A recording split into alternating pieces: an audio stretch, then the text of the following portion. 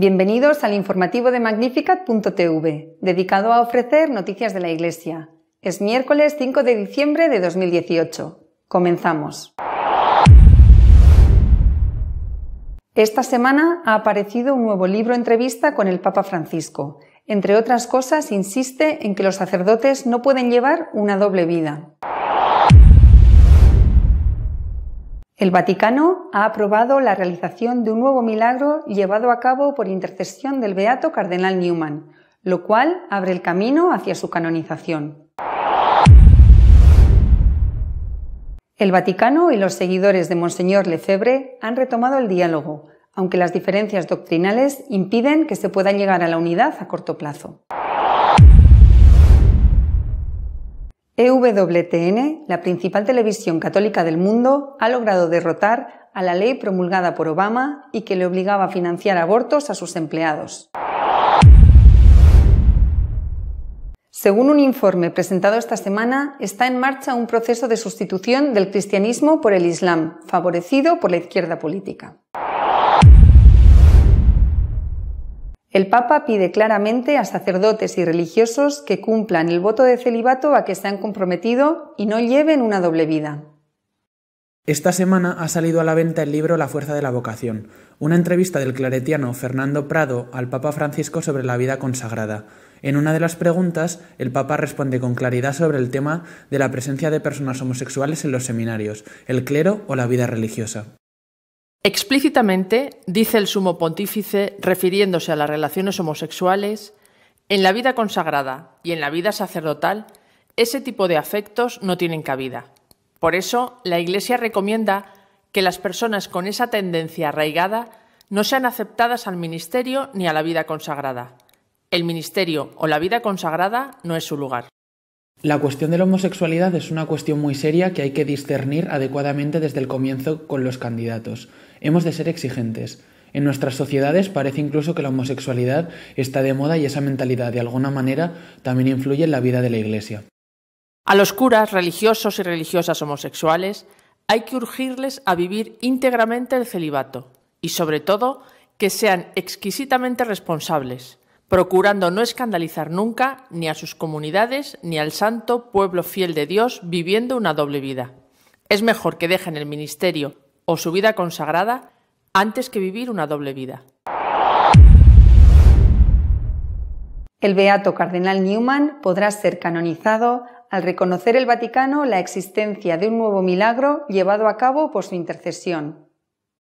El obispo Philip Egan de Portsmouth ha anunciado que el Vaticano ha aprobado oficialmente la realización de un milagro debido a la intercesión del beato John Henry Newman. Parece que si todo va bien, Newman podría ser canonizado el próximo año, dijo. El milagro sería la curación de una embarazada estadounidense que rezó pidiendo la intercesión del cardenal tras recibir un diagnóstico muy grave. Los médicos aún no se explican cómo la mujer de la arquidiócesis de Chicago pudo recuperarse.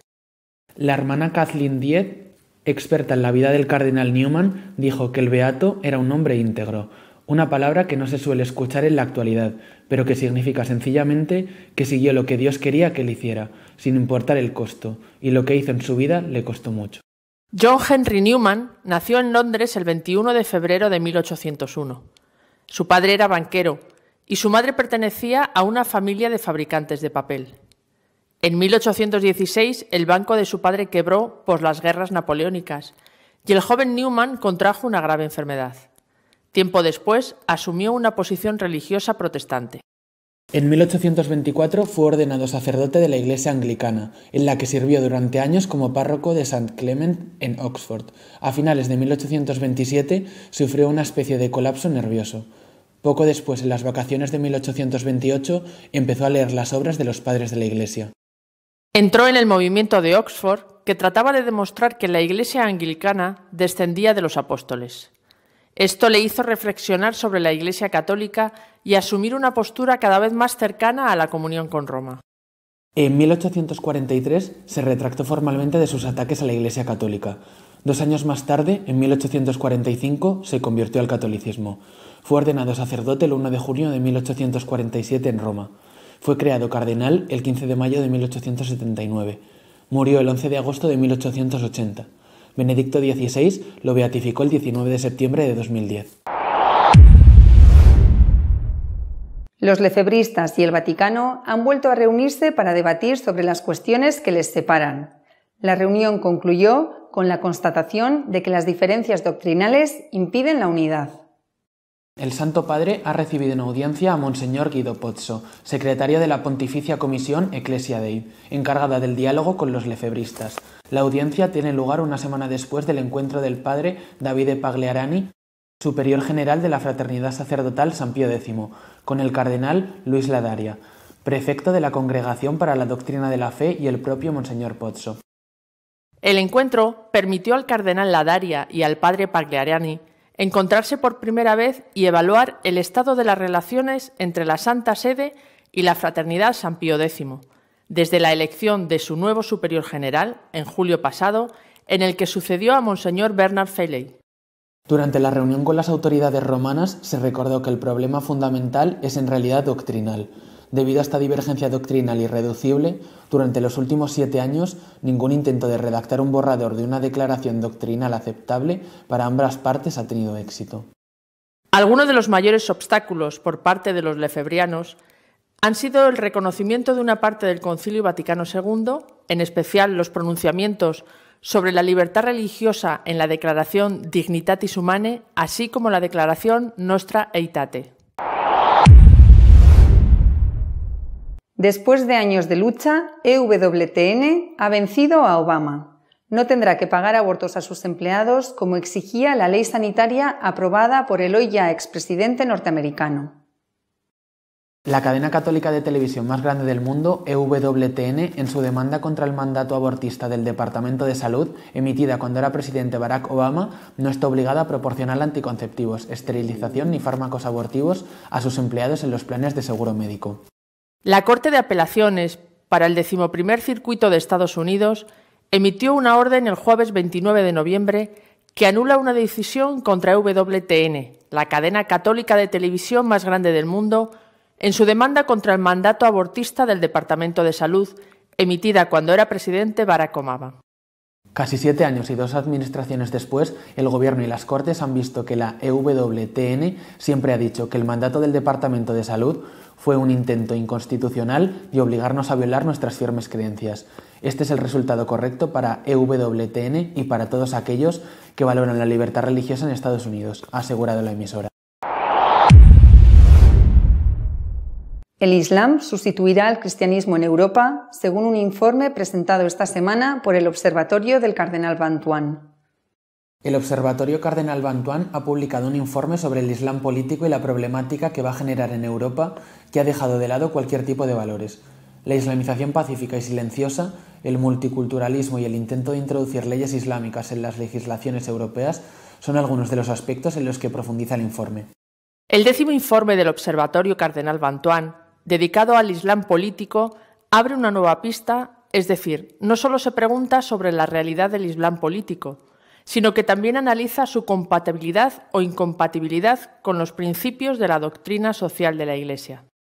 En lo que concierne a las instituciones políticas, la idea es arrinconar el problema con el principio de tolerancia. En lo que respecta a la Iglesia católica, la única preocupación tiene que ver con la urgencia de iniciar el diálogo interreligioso. Ambos ámbitos, civil y religioso, parecen basar cualquier iniciativa futura respecto a los inmigrantes musulmanes en el principio de libertad religiosa. Calcularlo todo en base a la libertad religiosa es, sin embargo, insuficiente, sostiene Monseñor Crepaldi, arzobispo de Trieste, porque así no se afronta el problema de la verdad de las religiones y el de las especiales características de la religión islámica, porque por parte del Islam no puede haber un intercambio, ya que un cierto fundamentalismo es inseparable de esa religión.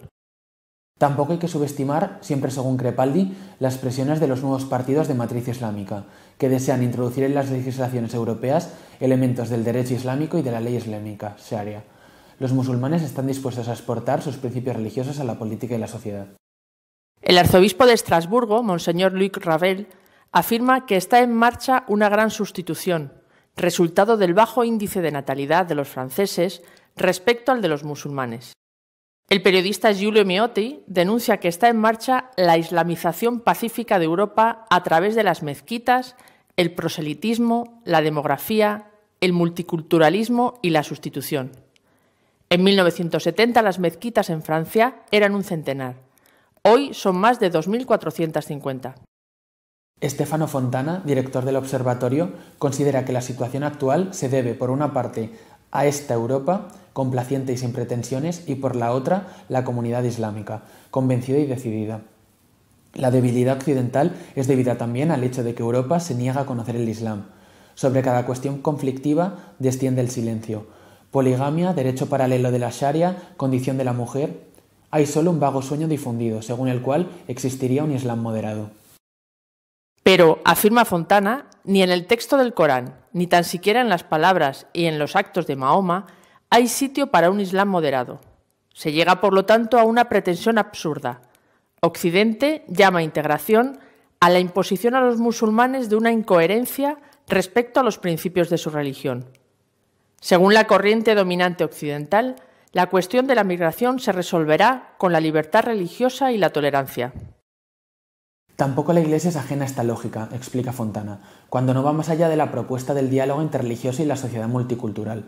La realidad es distinta. Occidente no puede integrar al Islam porque Occidente mismo está desintegrado y porque no quiere mirar al Islam por lo que realmente es.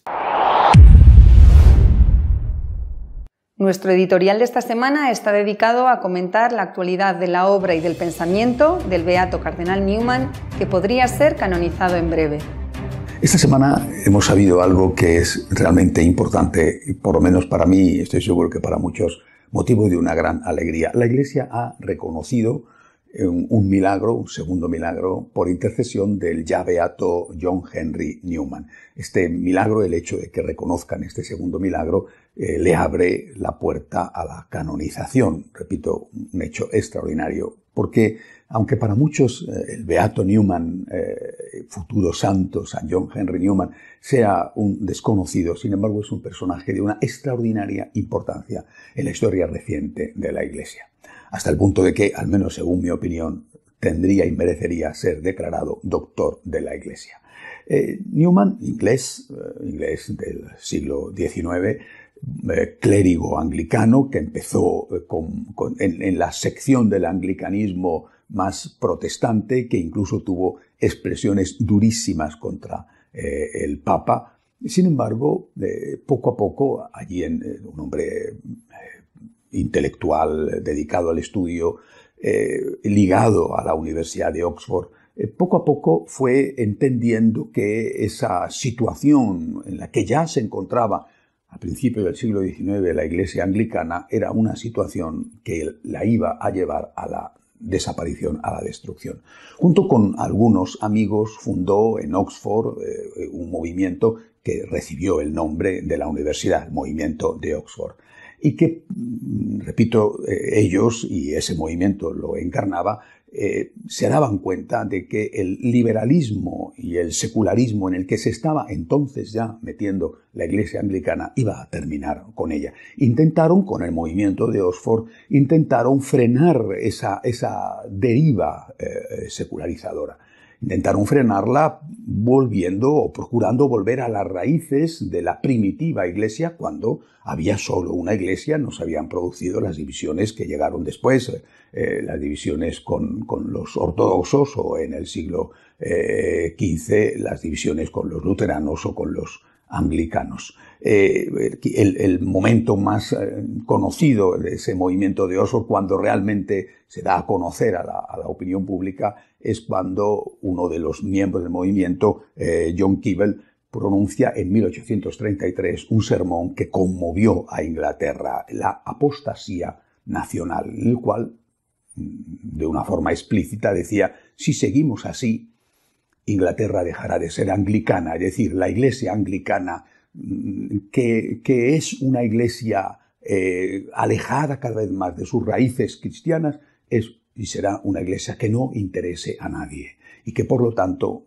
alejará a los fieles de la Iglesia, y el país será un país que no saben qué será, pero no será desde luego un país cristiano.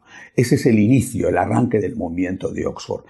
Newman fue encargado, por su gran valía intelectual, de reforzar a la Iglesia anglicana con esas raíces de la Iglesia primitiva, de buscar cuáles son los principios de esa Iglesia primitiva que no había que perder. Empieza una búsqueda intelectual estudiando los primeros concilios de la Iglesia y estudiando la doctrina y la enseñanza de los santos padres, además, por supuesto, de las cartas de San Pablo, Hechos de los Apóstoles, etc. Y poco a poco se va dando cuenta Newman de que eso que él buscaba y que quería recuperar para la Iglesia anglicana, para que la Iglesia anglicana no desapareciera, eso existía, no solamente había existido, sino que existía y seguía existiendo y estaba en la Iglesia católica. Y precisamente por eso, con gran dolor, porque él amaba mucho a la Iglesia anglicana, era su casa, era su familia, gradualmente, no fue de un día para otro, pero repito, con gran dolor se dio cuenta de que tenía que hacerse católico. Siendo clérigo anglicano, dejó todo lo que eso suponía para él de comodidad y de vida segura, de prestigio incluso, porque lo tenía mucho, lo dejó para hacerse sacerdote católico. Fue recibido en la Iglesia católica y se encontró con que los anglicanos, incluso los del movimiento de Oxford, le consideraban un traidor porque en un principio el movimiento de Oxford no buscaba que la Iglesia anglicana se hiciera católica, sino que buscaba evitar que la Iglesia anglicana se hiciera cada vez más liberal, cada vez más secularizada. Bueno, ellos le consideraron un traidor y por parte de los católicos no terminaban de fiarse de él. Uno de sus antiguos amigos, un sacerdote anglicano, Kingsley, un sacerdote anglicano muy especial, bastante racista, describe, por ejemplo, a los irlandeses después de visitar Irlanda como chimpancés orangutanes blancos. O sea, tenía hacia los católicos un profundo desprecio y en particular hacia los irlandeses que estaban sojuzgados y mantenidos a veces en una semi-esclavitud por los ingleses. Encima los desprecia. Bueno, pues Kingsley le ataca a Newman durísimamente y le reta públicamente a que diga por qué se ha hecho católico. Si es honesto, que diga la verdad, cuál es la causa por la que se ha hecho católico. Ante este reto, Newman escribe el más importante de sus libros, Apologia pro vita sua. Siguiendo la línea de las Confesiones de San Agustín, es una autobiografía y es de verdad extraordinario. Él cuenta toda su aventura espiritual que él define como el regreso a la casa del Padre. Y cuenta el dolor que le producía darse cuenta de que la Iglesia anglicana estaba equivocada y que solamente en la Iglesia católica se había mantenido de una manera íntegra, de una manera completa, aquello que el Señor había enseñado y habían vivido los apóstoles. Bueno, esto le lleva no solamente a contestar a Kingsley, sino a recuperar, porque el libro es extraordinario, a recuperar el prestigio dentro de la propia Iglesia anglicana, que respeta a un hombre que ha sufrido tanto por ser fiel a su conciencia, y también a ser muy bien aceptado entre los católicos, hasta el punto de que años más tarde el Papa León XIII le nombra cardenal sin haber pasado por el episcopado. No fue obispo y sin embargo fue nombrado cardenal, lo cual fue un signo de distinción y de aprecio extraordinario. Pero ¿cuál es la importancia de Newman para nuestros días? ¿Por qué me parece a mí tan importante que pueda ser declarado santo? Lo que Newman y el movimiento de Oxford ven de la Iglesia anglicana, lo estamos viendo muchos hoy de la Iglesia católica. Bueno, no sé si muchos, pero desde luego algunos lo estamos viendo de la Iglesia católica. Lo que ellos vieron fue que la deriva de la Iglesia anglicana hacia el liberalismo y el secularismo no iba a servir para que la gente se quedara en la Iglesia, sino que iba a acentuar la huida de la gente de la Iglesia. Por eso Keble titula su sermón así, la apostasía nacional. Bueno, pues eso es lo que algunos de nosotros, estamos viendo hoy, el peligro de que eso ocurra hoy con la Iglesia católica. En la medida en que la Iglesia católica, lo mismo que ocurrió con la Iglesia anglicana y lo mismo que ocurrió con la Iglesia luterana y con las otras llamadas iglesias protestantes históricas, en la medida en que nos adaptemos al mundo, en la medida en que aceptemos los postulados del nuevo orden mundial, en esa medida Pues sí, vamos a ganar paz, efectivamente, vamos a ganar paz. No nos van a criticar tanto desde los medios de comunicación, que son los grandes instrumentos de ese nuevo orden mundial. Vamos a ganar paz, pero será la paz de los cementerios, porque no habrá gente. Es que es exactamente igual que ha pasado ya y que los del movimiento de Oxford intuyeron que iba a pasar en la Iglesia anglicana. Lo han aceptado todo. Han aceptado las relaciones fuera del matrimonio, incluido el adulterio, han aceptado el aborto, han aceptado la eutanasia, han aceptado, por supuesto, el ejercicio de la homosexualidad, han aceptado las sacerdotisas, han aceptado las obispas, han aceptado que los clérigos y clérigas tengan relaciones y estén casados legalmente por la propia Iglesia con personas de su mismo sexo. Hay obispas casadas con señoras, es decir, lo han aceptado todo. No hay nada que no hayan aceptado. Cada vez tienen menos gente, cada vez menos gente a esas iglesias, se están muriendo, literalmente se están muriendo. Bueno, pues eso, repito, ¿qué es lo que ve el movimiento de Oxford que va a ocurrir y que ha ocurrido? Que no logran ellos parar. Eso es lo que algunos vemos que nos puede pasar o que nos está pasando ya a la Iglesia Católica. Una iglesia que se entrega al mundo. Es una iglesia que no tiene ningún interés. ¿Para qué sirve esa iglesia? Jesucristo dice, vosotros sois la luz, vosotros sois la sal, vosotros sois la levadura. Y dice claramente, si la sal se vuelve insípida, no sirve más que para ser echada al suelo y que la pisen los hombres. Una iglesia que ha dejado de ser la sal porque se ha adaptado al mundo, tendrá paz, efectivamente, pero no tendrá gente. ¿Por qué? Porque ya no es fiel a Jesucristo. Necesitamos recuperar la intuición de Newman y del movimiento de Oxford. Necesitamos volver a las raíces, porque en el fondo esto fue lo que quiso San Juan XXIII cuando convocó el Concilio Vaticano II. Volver a las raíces, volver a la primitiva iglesia. Y en esa primitiva iglesia lo que había era fidelidad a Jesucristo. No había adaptación al imperio, pacto con el imperio. Bueno, ¿qué más da un poquito de incienso en la estatua del emperador y nos dejan tranquilos? No, había fidelidad a Jesucristo, amor a Jesucristo, hasta dar la vida, si era necesario, como fue necesario. Preferían los dientes de los leones a traicionar a Jesucristo. En esa primitiva iglesia lo que había era una mujer, la Santísima Virgen María. Ella, que amaba a su Dios y a su Hijo hasta no a dar la vida, porque no la tuvo que dar, pero hasta lo que hiciera falta siendo la esclava del Señor. Y había unos hombres y mujeres, los apóstoles y los discípulos, que amaban a Cristo absolutamente. Esa iglesia primitiva, venció al imperio. Y le venció porque no se sometió al imperio. Mientras que si nosotros nos sometemos, y eso, repito, es lo que denuncia Newman, y eso es lo que intuye también San Juan XXIII, si nosotros nos sometemos al nuevo imperio, al nuevo orden mundial, no tendremos absolutamente ningún interés ni ningún objetivo. El final está ya escrito. Desapareceremos. Algún reducto quedará precisamente de aquellos que son fieles, de aquellos que no han querido someterse. Repito, por eso me parece tan importante recordar al cardenal beato Newman y pronto, si Dios quiere, santo.